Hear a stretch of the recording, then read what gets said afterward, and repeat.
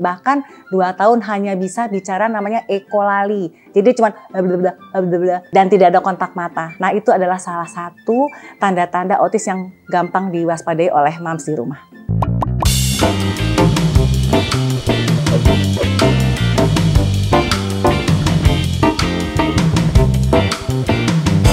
Tanda-tanda autis yang perlu dikenali, pertama dia itu kalau dipanggil nggak nengok. Jadi tidak ada kontak mata dengan lawan bicaranya.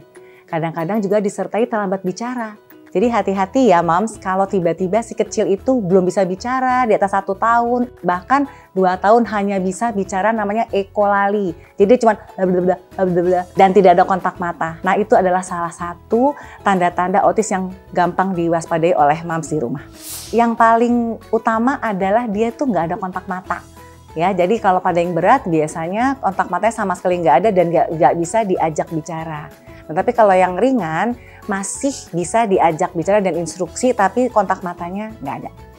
Betul, autis itu diturunkan. Jadi biasanya mungkin ada papahnya atau omnya atau eyangnya yang mengalami spektrum autis. Ya, sampai saat ini belum tahu penyebab utamanya apa, tapi memang kalau dari penelitian yang lebih dalam ada gangguan di genetiknya. Nggak benar, jadi vaksin MMR dulu itu diklaim menyebabkan autis. Dan itu ternyata salah ya, moms ya.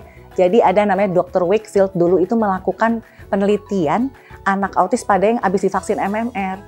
Ya ternyata memang tinggi karena yang diteliti memang yang anak autis. Jadi tidak ada hubungan antara vaksin MMR dengan autis. Moms, yuk join membership YouTube Gue Sehat untuk mendapatkan video terapi speech delay dan kelas Montessori secara eksklusif. Sampai saat ini autisme belum bisa dideteksi sejak dalam kehamilan. Karena kita melihatnya dari mulai kontak mata, mulai bicaranya. Tapi dari 6 bulan bisa tahu loh. Jadi kan 6 bulan tuh kita udah bisa ngajak main si kecil ya. Bayinya diajak dililing, hai, kita ajak ketawa. Nah, kalau anak normal dia akan tertawa, akan tersenyum dan melihat kontak mata dengan ibunya atau yang lawan bicara. Tapi pada gejala autis, dia biasanya cuek.